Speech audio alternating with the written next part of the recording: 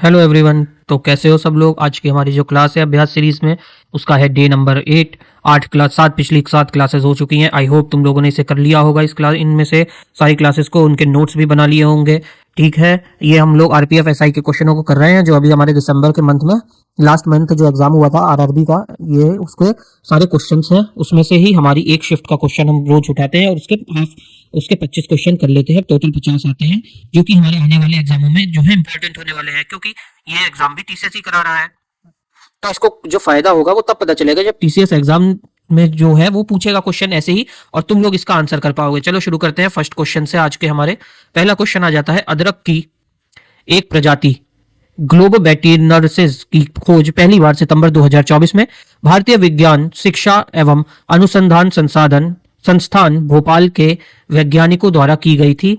ये किस राज्य में है? देखो, भोपाल इसने पहले ही दे दिया, फिर राज्य पूछ रहा है। इतना बॉडम समझता है, देख लो तुम लोगों को। जब भोपाल दे रहा है तो सबको पता होगा ना भोपाल कहाँ है। भोपाल मध्य प्रदेश में स्थित है। इतना इजी क्वेश्चन दे दिया, पहला ही क्वेश्चन है तुम्हारे लिए। और ये जो खोज करी गई है ये भोपाल के 2 साइंटिस्टों ने करी है, जिनके नाम हैं, सबसे पहले आती हैं विनीता गोवडा और सेकंड नंबर पे आती हैं ऋतु यादव। इन लोगों ने इसकी खोज करी है। इसके जो अलग अलग और भी कुछ कुछ इसके अलग अलग पार्ट भी निकले हैं, जैसे Globba कॉर्निकुलेटा, Globba पेस्चिम बेंगनेसिस, Globba पॉलीमॉर्फा, Globba टायरनेसिस, Globba जेनेकिया, Globba यदवियाना। इसको सबको लिख लेते हैं एक बार, कौन कौन से अलग अलग इसके टाइप्स आए हैं। देखो इसमें अलग अलग जो इसके पार्ट्स आए हैं, ग्लोबा कॉर्निकुलेटा, दूसरा आ जाता है हमारा ग्लोबा पेस्चिम बंगालिसिस, थर्ड आ जाता है हमारा ग्लोबा पॉली पॉलीमॉर्फा, नेक्स्ट आ जाता है हमारा ग्लोबा टायरनेसिस, फिर आता है हमारा ग्लोबा जेनाकियाई, और लास्ट हो जाता है हमारा जो है ग्लोबा यादवियाना।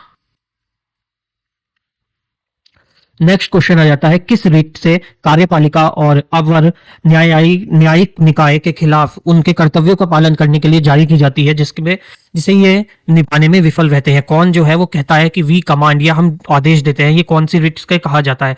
पहले इसमें हम देख लेते हैं हमारे जो आर्टिकल 32 है कॉन्स्टिट्यूशन में, आर्टिकल हमारा 32।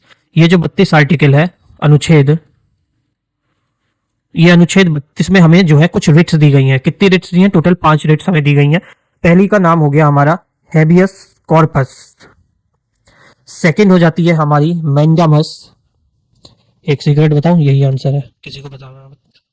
थर्ड हो जाती है हमारी प्रोहिबिशन, फोर्थ हो जाती है हमारी सेंट्री ओरेरी, एंड द लास्ट हो जाती है हमारी क्यू वारंटो। इसकी स्पेलिंग थोड़ा सही कर लेते हैं, सही से लिख लेते हैं। CERTIORARI, century. और ये हो गई 1, ये हो गया सेकंड, ये हो गया थर्ड, ये हो गया फोर्थ, ये हो गया हमारा फिफ्थ। ये 5 हमारी जो है रिट्स दी गई है हमारे सुप्रीम कोर्ट में, जिसके अगर हमारे ऊपर कोई अन्याय अदालत कायम हो रहा है उसके लिए हम जो है सुप्रीम कोर्ट जा सकते हैं आर्टिकल 32 के हिसाब से, और आर्टिकल 226 के हिसाब से हम लोग इसके लिए हाई कोर्ट भी जा सकते हैं। पहला जो है हैबियस कॉर्पस, मतलब कि इसमें अगर किसी को गैर तरीके से अनलॉफुल डिटेंशन किया गया है या फिर गैर तरीके से उसको उठा लिया गया है पुलिस के द्वारा, तो वो जो है कोर्ट में जाके हैबियस कॉर्पस लगा सकता है, जिससे का मतलब होता है कि वी डिमांड द बॉडी, मतलब बॉडी को हमारे सामने प्रस्तुत किया जाए। सेकंड जो है हमारी मैंडामस जो होती है, इसमें आता है कमांड करने के लिए, कि हम तुम्हें आदेश देते हैं, कमांड करते हैं किसको? पब्लिक अथॉरिटी को, कि वो पब्लिक की जो ड्यूटीज है अपनी उसको निभाएं, उसको पूरा करें। तीसरा देखो प्रोहिबिशन है। प्रोहिबिशन का मतलब ही क्या होता है? निषेध करना, किसी चीज को रोकना। तो इसके लिए जो है ये रिट लगाई जाती है कोई चीज को रोकने के लिए, प्रोहिबिट करने के लिए। सर फोर्थ हो जाती है हमारी, देखो फोर्थ कौन सी रिट है? फोर्थ है हमारी सेंट्री रोरी में क्या होता है? इसमें हम कहते हैं, इसमें सूचित किया जाता है किसी चीज की, हमें अगर सूचना देनी है तो ये उसके लिए की जाती है। और लास्ट हमारी जो हो जाती है ये होती है क्यू वारंटो। क्यू वारंटी जो है, ये देखो वारंटो है मतलब वारंट से रिलेटेड है। ये किससे रिलेटेड है? किस वारंट से रिलेटेड है? वारंट से रिलेटेड है ना, तो इसका सही आंसर क्या हो जाएगा? जैसे कि इसमें बताया था, कौन दे रहा है कमांड देने को कह रहा है, उसका हो जाएगा मेंडामॉस। कौन है? मेंडामॉस होता है। मेंडामॉस मतलब कि वी कमांड। नेक्स्ट क्वेश्चन आता है, किसने जो है बुक लिखी है women freedom fighter of India. ये बुक लिखी गई है संजय यादव के द्वारा। संजय यादव ने जो है इस बुक को लिखा है। ऐसे ही एक ऑप्शन है, देखो इसमें ऑप्शन नंबर 3 जिसमें है अरविंद अडिंग। इनको भी बारे में बहुत क्वेश्चन आता है, बहुत पूछा जाता है अरविंद अडिंग के ऊपर, क्योंकि इन्हें 2008 में जो है मेंस मैन बुकर प्राइज मिला था। और बुकर प्राइज जो किसके लिए मिला जाता है, देखो नाम में ही जब बुक है तो किसके लिए मिलेगा, बुक के लिए मिला था। कौन सी बुक के लिए मिला था इनकी, द वाइट टाइगर बुक के लिए मिला था। इसके ऊपर एक राजकुमार राव की मूवी भी आई थी नेटफ्लिक्स पे, नेटफ्लिक्स एंड चिल। ऐसे ही शशि थरूर है, शशि थरूर के भी बहुत क्वेश्चन बनते हैं, टीसीएस का फेवरेट है शशि थरूर की बुक्स को पूछना। उनकी जो कुछ बुक्स हैं वो देख लेते हैं। जैसे कि सबसे पहले हो जाएगी द ग्रेट इंडियन नॉवल। ये किसकी बुक्स हैं, ये है शशि थरूर।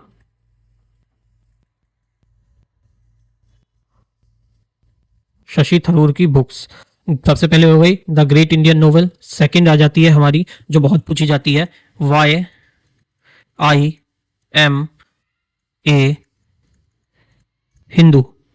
थर्ड बुक हो गई इनकी, ये हमारे प्रधानमंत्री जी के ऊपर लिखी थी इन्होंने, the paradoxical PM. Fourth book हो जाती है the struggle for India's soul. ये कुछ इनकी चुनिंदा बुक हैं जो कि बार बार रिपीट हुई हैं। बाकी बुकें और भी हैं, उसके लिए रिचार्ज है ना, मोदी जी ने करवा रखा है ना, उसका इस्तेमाल करो। भारत की जनगणना 2011 के अनुसार निम्नलिखित में से किस उत्तर पूर्वी राज्य के साक्षात्कार दर में सबसे अधिक है, मतलब लिटरेसी रेट वहां पे सबसे ज्यादा है, कहां पर है, वो कौन सा राज्य। ऑप्शन है इसके मणिपुर, मिजोरम, मेघालय और असम। इसमें से उत्तर पूर्वी राज्य जिसकी साक्षात्कार जो दर है वो सबसे अधिक है, वो हो जाएगा हमारा मिजोरम। मिजोरम में जो है इन ऑप्शनों में से सबसे अधिक जो साक्षात्कार दर है वो मिजोरम की है, जो कि 91.33% है। और ये जो है ये उत्तर पूर्वी की पूछ रहा है। वैसे ओवरऑल में देखेंगे तो सबसे ज्यादा जो साक्षात्कार दर है वो एक ही स्टेट है जो है केरला। केरला की कितनी है, 93.91%। ये फर्स्ट पे आता है। सेकंड पे इसमें आ जाता है लक्षद्वीप। लक्षद्वीप आ जाता है सेकंड पे। इसकी जो साक्षात्कार दर है वो 92.28% है। और थर्ड पे आ जाता है हमारा मिजोरम जिसकी 91.33% है। 91.33% किसकी थी, अभी हमने देखा था मिजोरम की। ये तो हो गई सबसे हाईएस्ट वाले। जब हाईएस्ट देख लिया तो लोएस्ट भी देखो। लोएस्ट में सबसे लोएस्ट पे जो साक्षात्कार दर है वो कहाँ की होगी, सबसे पहले जहां सबसे ज्यादा भेदभाव है लड़के लड़कियों के रेशियो में, वहीं तो होगी जहां पढ़ाई की कमी है, अभाव। राजस्थान 57.06%। सेकंड नंबर पर आ जाता है अरुणाचल। अरुणाचल में 66.95%। और थर्ड पे आ जाता है, आइए ना, हमारे बिहार में 63.82%। समझे बुआ। निम्नलिखित में से कौन सी नदी समुद्र में ना गिरकर खारे झील या रेतों में गिरने के लिए जानी जाती है। कौन सी नदी है जो कि समुद्र में नहीं मिलके सीधे जो है झील में गिरती है जाके, उस नदी का नाम हो जाता है लूनी नदी। लूनी नदी की जो टोटल लंबाई है ये 511 किलोमीटर तक बहती है। 511 किलोमीटर है जब तक ये झील या नदी में गिरने से पहले की इसकी जो टोटल लंबाई है। एक विकृत पिंड की प्रत्यास्थता स्थिति ऊर्जा है, क्या है इसकी, ये पोटेंशियल एनर्जी पूछ रहा है। तो इसका जो है ये हाफ इंटू प्रतिबल इंटू विकृति इंटू आयतन, मतलब कि half into strain into stress into volume होती है। अब अगला क्वेश्चन आता है, मई 2024 में श्रीहरिकोटा से लॉन्च किए जाने वाले single piece 3D printed engine वाले भारत के पहले रॉकेट का क्या नाम था। 3D प्रिंटेड, देखो श्रीहरिकोटा से लॉन्च किया गया है single piece 3D printed engine वाला भारत का पहला रॉकेट जो है उसका नाम क्या था, उसका नाम याद रखना सब, अग्निबाण। और ये धनुष जो है ये पहला प्राइवेट है लॉन्च पैड है, फर्स्ट लॉन्च पैड जो कि प्राइवेट है। किसने बनाया है इसको, इसको बनाया है अग्निकुल ने, बाय अग्निकुल। इसका सही आंसर क्या हो जाएगा, अग्निबाण। और ये लॉन्च कब करी गई थी, ये लॉन्च करी गई थी 30 मई 2024 को सुबह 7:15 पे। निम्नलिखित में से किसने 1873 में सत्यशोधक समाज की स्थापना करी थी। सत्यशोधक समाज की स्थापना किसने करी थी, इस समाज की जरूरत क्यों पड़ी थी स्थापना करने की 1873 में। उस समय जो है सोशल इंजस्टिस बहुत होता था और ऊंच नीच वाली जात वगैरह का जो है बहुत डिस्क्रिमिनेशन था। इसकी वजह से जो है उस समाज की स्थापना करनी पड़ी थी। इस समाज की जो स्थापना करी थी उस समय के पढ़े लिखे इंसान, जिनकी वाइफ भी उस समय बहुत पढ़ी लिखी थी, वो थे ज्योतिराव गोविंदराव फूले। जो ज्योतिराव गोविंदराव फूले, इन्होंने कितने कब करी थी? 1873 में इसकी इस्टेब्लिशमेंट किया था। और जब 1876 का समय आता है, उस समय इसमें जो है 316 लोग थे, इसमें 316 व्यक्ति इसमें जो है जुड़ गए थे, शामिल थे। अगला क्वेश्चन देखते हैं। रोहित शर्मा पुरुष टी20 विश्व कप में जो हुआ था हमारा टूर्नामेंट में, सर्वाधिक रन बनाने वाले प्लेयर बने, लेकिन वो कौन से नंबर के प्लेयर थे? वो बने हैं हमारे सेकंड नंबर के प्लेयर। जिन्होंने, रोहित शर्मा ने जो रन बनाए थे वो बनाए थे 255 रन बनाए थे रोहित शर्मा ने। और इसमें जो फर्स्ट नंबर पे आया है वो अफगानिस्तान का प्लेयर है। बताओ, अफगानिस्तान के प्लेयर ने फर्स्ट आ गए हैं, जहां पे जो है इतने संसाधन नहीं है खेलने के, जिसका नाम है रहमानुल्लाह गुरबाज, जिन्होंने बनाए हैं 281 रन। ये आया फर्स्ट प्लेस पे। कोल्ड सोर्स किस वायरस के संक्रमण के कारण होने वाले दर्दनाक छाले हैं? कोल्ड सोर्स जो है किस वायरस से होते हैं? तो इसका नाम हो जाएगा हमारा, ये है HSV फर्स्ट। HSV फर्स्ट, जो कि इसकी फुल फॉर्म हो जाती है HSV की हार्पेस, हार्पिक नहीं, हार्पेस सिंप्लेक्स वायरस। क्या हो जाती है? हार्पेस सिंप्लेक्स वायरस। ये आ रहा है हार्पेस सिंप्लेक्स वायरस। इससे जो है मुंह में छाले हो जाते हैं। हाल ही में प्रकाशित भारत के राष्ट्रीय एमपीओ रिपोर्ट की गणना के लिए कितने संकेतकों या कितने इंडिकेटरों का जो है प्रयोग किया गया था? कितने इंडिकेटर्स उसमें इस्तेमाल किए गए थे? उसका आंसर देखो क्या हो जाएगा, 14, 12, 10 या 16। तो इसका सही आंसर हो जाएगा टोटल 12 इंडिकेटर्स का जो है इसमें इस्तेमाल किया गया था। इसे जो पब्लिश किया था वो नीति आयोग ने किया था पब्लिश, और इसका ये सेकेंड एडिशन था। नीति आयोग ने इसको पब्लिश किया था, और इसका एडिशन कौन सा था? ये सेकंड एडिशन था। 12 इंडिकेटर थे इसमें, 12 जो है इसमें संकेतकों को रखा था, 12 इंडिकेटर्स थे इसमें, जिसमें जो है ये 3 डायमेंशंस में थे। किसमें थे? 3 डायमेंशंस में थे। एक तो था इसमें हेल्थ, क्या था? एक हेल्थ था, सेकंड था हमारा एजुकेशन, और थर्ड था हमारा स्टैंडर्ड ऑफ लिविंग। थर्ड हमारा था स्टैंडर्ड ऑफ लिविंग। अगला क्वेश्चन आता है, निम्नलिखित में से कौन सा कथन गलत है? मंत्रिपरिषद के सभी सदस्य राष्ट्रपति की इच्छा पर्यंत पद धारण करते हैं। ये सही है। मंत्रिपरिषद के जो भी सदस्य होते हैं, राष्ट्रपति की इच्छा के बाद ही वो लिस्ट जाती है राष्ट्रपति के पास, फिर उसके बाद जो है वो पद पे बैठते हैं अपने। अनुच्छेद 77 के अनुसार भारत सरकार के सभी कार्यकारी कार्य राष्ट्रपति के नाम निष्पादित किए जाएंगे। सही जवाब है ये भी, हमें गलत बताना है। इसमें से अगला को ऑप्शन आ जाता है हमारा, अनुच्छेद 76 में प्रधानमंत्री की अध्यक्षता के मंत्रिपरिषद का प्रावधान है। गलत है, ये ही गलत ऑप्शन है। अनुच्छेद 76 किससे रिलेटेड है? अनुच्छेद 76 जो है हमारा अटॉर्नी जनरल ऑफ इंडिया से रिलेटेड है। ये हो जाएगा इसका सही आंसर। कौन सा होगा? अनुच्छेद 76, ये जो है AGI से रिलेटेड है, अटॉर्नी जनरल ऑफ इंडिया से।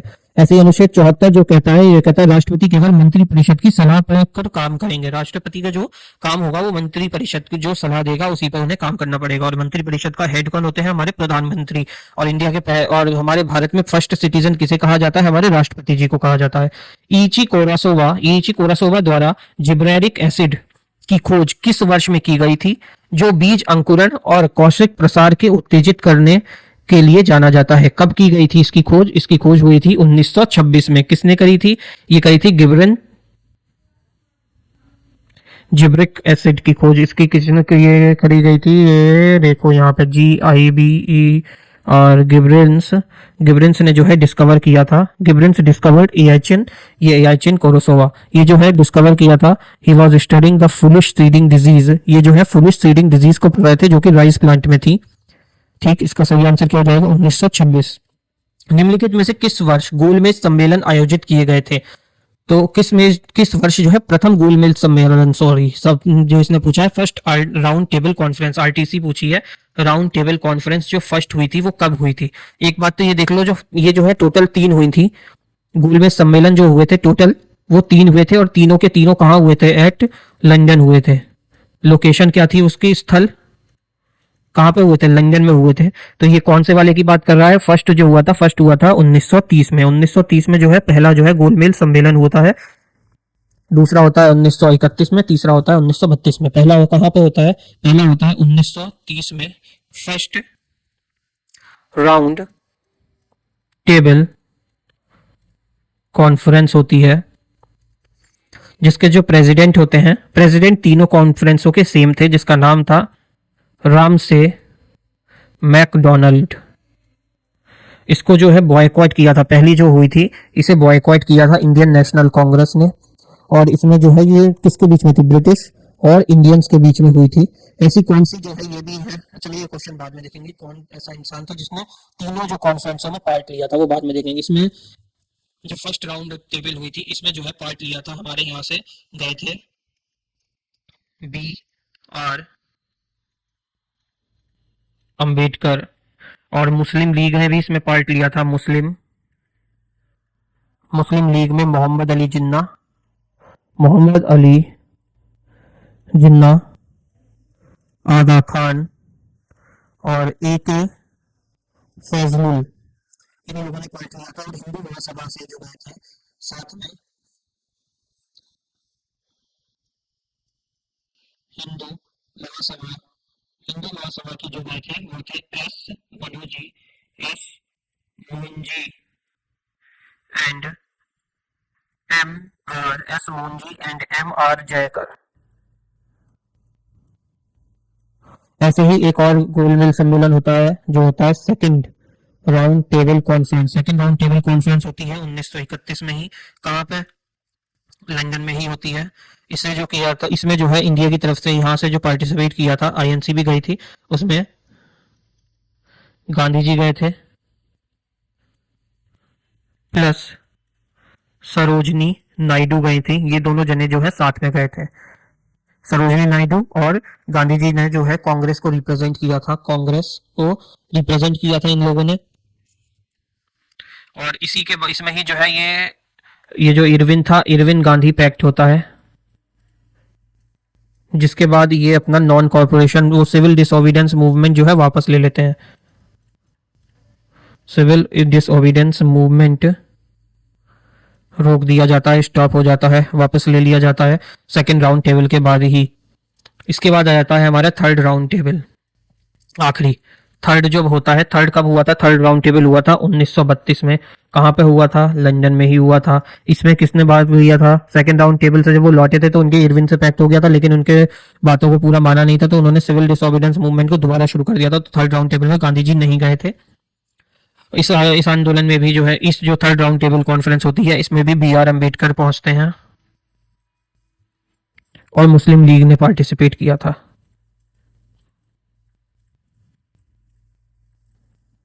मुस्लिम लीग ने भी इसमें पार्टिसिपेट किया था। इसमें गांधी जी क्यों नहीं गए थे? क्योंकि इन्होंने जब ये सेकंड कॉन्फ्रेंस में गए थे तो उन्होंने इनकी सेल्फ गवर्नमेंट को जो है उसकी मांग को खारिज कर दिया था, इसलिए गांधी जी जो है थर्ड कॉन्फ्रेंस में नहीं जाते हैं इसकी। अब इकलौते ये थे बी आर अम्बेडकर जी थे जिन्होंने जो है तीनों राउंड टेबल कॉन्फ्रेंसेस जो है पार्ट लिया था। तीनों कॉन्फ्रेंसेस में थे एकलौते इंसान जो है बी आर अम्बेडकर। ये क्वेश्चन भी आता है किसने जो है राउंड टेबल कॉन्फ्रेंस में तीनों पार्टिसिपेट किया था। ये गोलमेज सब कौन सा ऐसे व्यक्ति हैं जो उसने गोलमेज सम्मेलन में तीनों में पार्टिसिपेट किया था? तो उसका सही आंसर होगा हमारा बी आर अम्बेडकर। मेघना की मुख्य धारा बराक नदी निम्नलिखित में से किस राज्य से निकलती है? मेघना की जो बराक नदी है वो कौन से राज्य से निकलती है? तो इसका आंसर हो जाएगा मणिपुर। ये कहां से होकर निकलती है? मणिपुर से निकलती है। मणिपुर में कौन सा डिस्ट्रिक्ट है? मणिपुर के सेनापति डिस्ट्रिक्ट से निकलती है, जो कि 2331 मीटर अबव सी लेवल पे है। और ये इंडिया में कहाँ कहाँ रहती है? इंडिया में मेघना नदी जो है, ये मेघना जो है इसको मतलब कहाँ पे कहा जाता है? बांग्लादेश में जब ये जाके गिर जाती है ना बांग्लादेश में, तो वहां पे इसको मेघना कहा जाता है। इंडिया में तो बराक कहा जाता है। मुख्य धारा बराक नदी जो है इंडिया में कहाँ कहाँ पे? इंडिया में एम से हो जाएगा मणिपुर हो गया, नागालैंड, मणिपुर, नागालैंड, मिजोरम और असम के रास्ते से होते हुए ये कहाँ चली जाती है? ये चली जाती है बांग्लादेश में। और बांग्लादेश में पहुंचकर इसका नाम बदल के हो जाता है मेघना। बांग्लादेश में क्या नाम पड़ जाता है? मेघना। भारतीय लघु उद्योग विकास बैंक सिडबी, ये किसकी बात हो रही है? सिडबी की।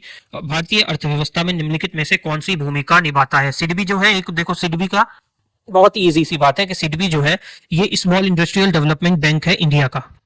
तो ये जो है स्मॉल इंडस्ट्रियल बैंक है, तो किसको फाइनेंस और प्रमोट करेगा, फाइनेंस करेगा या हेल्प करेगा? जो भी एमएसएमई के अंदर आते हैं, मतलब माइक्रो स्मॉल और मीडियम एंटरप्राइजेज है, उनके लिए ये काम करता है सिडबी।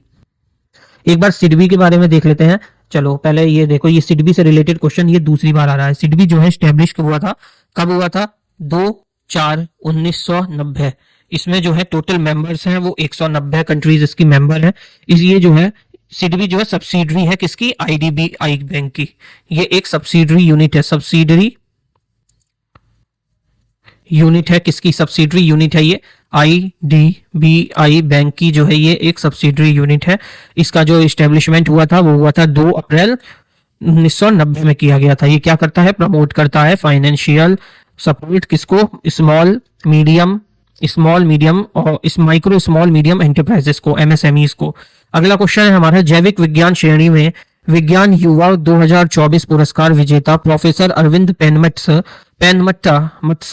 डॉक्टर अरविंद, ये प्रोफेसर जो है पेनमेट्सा निम्नलिखित में से किस संस्थान के जो है सहायक प्रोफेसर थे। तो ये सिर्फ सहायक प्रोफेसर हैं, ये आईआईएससी बेंगलुरु के जो है सहायक प्रोफेसर हैं, भारत के ही हैं और यंग साइंटिस्ट हैं जिनको ये अवार्ड दिया गया है। साइंस और टेक जो इनका क्षेत्र है उसमें अरविंद पेनमत से, ये नाम याद रखना। अभी इसमें नाम पूछ दे दिया है, अगली बार ये नाम भी पूछ सकता है कि आईआईएससी के जो जैविक विज्ञान की युवा विज्ञान पुरस्कार 2024 किसे दिया गया है, वो दिया गया है अरविंद पेनमत। निम्नलिखित में से कौन सा कलकत्ता में स्थापित बैथून स्कूल के पहले सचिव थे। कौन जो है बैथून स्कूल के पहले सचिव थे। पहले जो इस स्कूल का नाम था, पहले से स्कूल का नाम जो था हिंदू फीमेल स्कूल पड़ा हुआ था, बाद में इसका नाम जो है चेंज करके बैथून स्कूल कर दिया गया था। इसके जो पहले सचिव थे वो थे हमारे ईश्वर चंद्र विद्यासागर जी। कौन थे, ईश्वर चंद्र विद्यासागर जी। यही जो है इसके सेक्रेटरी भी हुआ करते थे जब इसका नाम था, उसी समय ये क्या हुआ करते, सेक्रेटरी हुआ करते थे। जब इसका रियल नेम जो पहले नाम था हिंदू फीमेल स्कूल, जब इसका पहले नाम हिंदू फीमेल स्कूल था तब इसके जो सेक्रेटरी थे वो कौन थे, ईश्वर चंद्र विद्यासागर। बाद में इसका नाम जो है बैथून स्कूल पड़ गया था। इसे जब फाउंड किया गया था, इसको जब फाउंडेशन हुआ था, फाउंडेशन इसका कब हुआ था, 1849 में कलकत्ता में, जो कि आज कोलकाता हो गया है। कलकत्ता में इसको जो है फाउंड किया गया था स्कूल को। जो पहला स्कूल डेडिकेट, ये जो था पहला स्कूल था जो कि डेडिकेटेड था किसके लिए, ये पहला स्कूल था जो डेडिकेटेड था सिर्फ वुमेन एजुकेशन के लिए। अन्नपूर्णा देवी की अध्यक्षता में आयोजित कुपोषण मुक्त झारखंड ये प्रोग्राम हुआ है जिसका मेन फोकस क्या था, महिला मानकों में सुधार। अब देखो ये कितना बेसिक सी बात है, ये कि जब ये कह रहा है कुपोषण के मुक्त के लिए है तो महिला मानकों के सुधार की नहीं होगा। ये राजनीति में बच्चों की भागीदारी कुछ नहीं होती है, उनके कल्याण के लिए बाल शिक्षा भी कुपोषण के बारे में बात कर रहा है। तो इसका सही आंसर क्या होगा, पोषण मानकों और बाल कल्याण में सुधार, पोषण मानकों और बाल कल्याण में सुधार, ये इसका क्या होगा, सही आंसर होगा। ये किस अन्नपूर्णा देवी की अध्यक्षता में, किसकी अध्यक्षता में हुआ है ये प्रोग्राम जो आता है, किसके अंदर आता है, ये आता है पोषण अभियान जो लॉन्च हुआ था 2018 में। पोषण अभियान जो 2018 में लॉन्च हुआ था उसके अंदर आ जाता है ये, 2018 वाले पोषण अभियान के अंदर। इसको हमारे पीएम ने जो है लॉन्च किया था, प्रधानमंत्री जी ने। Kulothunga first was the king of which of the following dynasty, ये किस राज्य के, किस डायनेस्टी के जो है राजा थे। कौन, कुलोतुंगा फर्स्ट। कुलोतुंगा फर्स्ट जो है उस समय जो है पेट्रियांचल चलता था, तो ये जो है वो था, मदर का नाम जो है चला करता था तब। तो ये किस राज्य के थे, चोला साम्राज्य के थे। इनकी माता जो थी, माता वो चोल साम्राज्य की थी और इनके पिता जो थे, फादर जो थे वो चालुक्य साम्राज्य के थे, चालुक्य के साम्राज्य के थे, जिनका नाम था राजा राजराज राजेंद्र फर्स्ट। और जब इनकी मृत्यु हो जाती है राजराज राजेंद्र फर्स्ट की डेथ के बाद, ये जो है पूर्णतः चोल साम्राज्य अपना लेते हैं। उस समय ये चोल बन जाते हैं, उसके नहीं चालुक्य बन गया, उसके बाद जो है ये चालुक्य बन जाते हैं, सॉरी चालुक्य बन जाते हैं ये। उसके बाद इनका कब से कब तक रूल चला था, आई थिंक 52 या 53 साल था। 1070 से लेके 1122 तक इनका रेन था। कब तक था, 52 वर्ष तक इन्होंने जो है रूल किया था। निम्नलिखित में से किसे 8वीं अरुणाचल प्रदेश विधानसभा का निर्विरोध उपाध्यक्ष चुना गया है। किसको चुना गया है निर्विरोध उपाध्यक्ष, दो जने, तीसम पोंगटी एंड करदो निंग्योर। तीसम पोंगटी एंड करदो निंग्योर ये किस पार्टी से है, ये चंगलांग नॉर्थ असेंबली से है। कहां से है, ये है चंगलांग नॉर्थ असेंबली से। विच of the following is the standard unit energy, unit standard unit जो एनर्जी की होती है वो इंटरनेशनल सिस्टम ऑफ यूनिट में ऐसा यूनिट एनर्जी की इसमें क्या होगी, वो हो जाती है एनर्जी की जो यूनिट होती है वो होती है जूल। ऐसे ही पास्कल जो यूनिट होती है वो होती है प्रेशर की, वॉट जो यूनिट होती है ये होती है पावर की, और न्यूटन जो होती है ये यूनिट होती है फोर्स की। जलवायु परिवर्तन पर दुनिया का एकमात्र बहुपक्षीय निर्णय लेने वाला मंच जिसने दुनिया के हर देश की लगभग पूर्ण सदस्यता, कोप 28 की बात कर रहा है। सीधा देखो, ये देखो कोप 28 जो हुआ था, इसकी जो फुल फॉर्म होती है conference of parties, 28th addition हुआ है इसका 30 नवंबर से 12 सितंबर 2023 में। कहाँ हुआ है, किस स्थान पर हुआ है? ये हुआ है दुबई, यूएई में। दुबई के यूएई में हुआ है, यूएई दुबई में हुआ है। पहला जो एडिशन हुआ था, फर्स्ट एडिशन इसका जो हुआ था, ये हुआ था साल 1995 में। फर्स्ट एडिशन इसके हुए थे। ये जो होता है, क्यों होती है कोप 18? कोप जो है इसकी मीटिंग क्यों होती है? ये मीटिंग होती है कि जो भी हमारे क्लाइमेट में चेंजेस हो रहे हैं या फिर जो भी रिडक्शन हो रहे हैं एमिशन में या ग्लोबल वार्मिंग से रिलेटेड जो है, ये लोग वहां पर बैठ के वार्तालाप करते हैं और उसके सॉल्यूशन वगैरह कुछ कुछ निकालते हैं। ये जो होस्ट करता है, कोप को जो होस्ट किया था, वो 5 जो है, वो 5 कॉन्टिनेंट या 5 यूएन के रीजन है जो इसे होस्ट करते हैं। 5 जो है यूएन के, यूनाइटेड नेशन के जो रीजनल हैं ग्रुप्स, वही इसे होस्ट करते हैं। इसमें सबसे पहले आ जाता है, देखो सबसे पहले जो आता है वो हो गया अफ्रीका, ये हो गया। सेकंड नंबर पे हो गया एशिया पैसिफिक, सेकंड पे क्या हो गया? Asia Pacific. थर्ड पे हो जाता है हमारा ईस्टर्न यूरोप।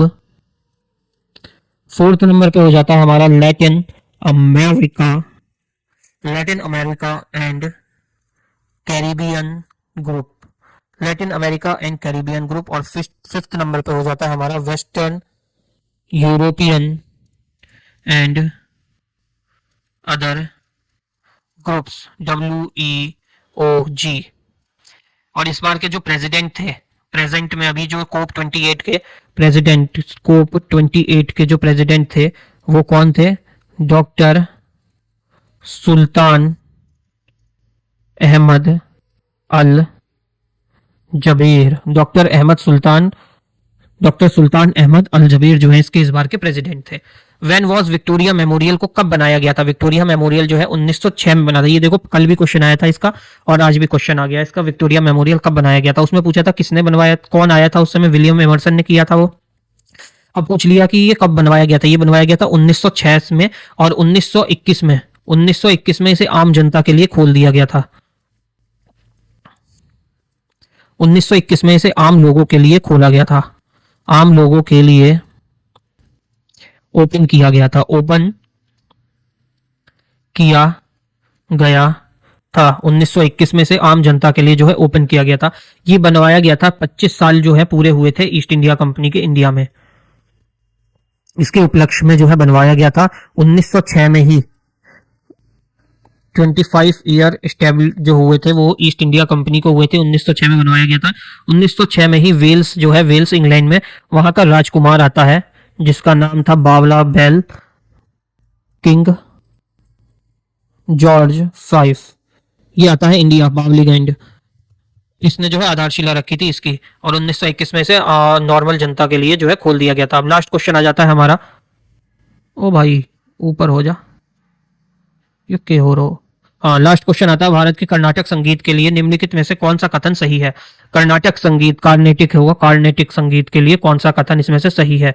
गीतम रचना सबसे सरल है, सही बात है। गीतम जो है सबसे सिंपलेस्ट फॉर्म है कार्नेटिक म्यूजिक के लिए, सही है ये। ख्याल कार्नेटिक शास्त्रीय संगीत का एक हिस्सा है, गलत, ये ऑप्शन गलत है। पद तेलुगु और तमिल भाषा के विद्वानों की रचना है, सही है, ये सही है। तो इसका सही आंसर क्या हो जाएगा? ऑप्शन ए हो जाएगा, फर्स्ट एंड थर्ड। जो गीतम है ये जो है सबसे इजीएस्ट और सिंपलेस्ट फॉर्म है इसकी, और बाकी अलग जो फॉर्म्स हैं इसकी और भी जो फॉर्म है वो देख लेते हैं। जैसे हो गई कीर्तनम, वर्णम, पदास, डिवोशनल। ये पदास जो होता है ये डिवोशनल या फिर लव के लिए, डिवोशनल या लव या फिर डांस के कॉन्टेक्स्ट में ये गाया जाता है। ठीक, क्लास खत्म हो गई।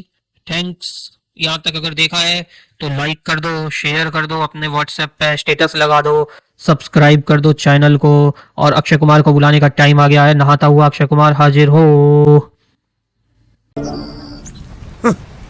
Thanks, love you forever.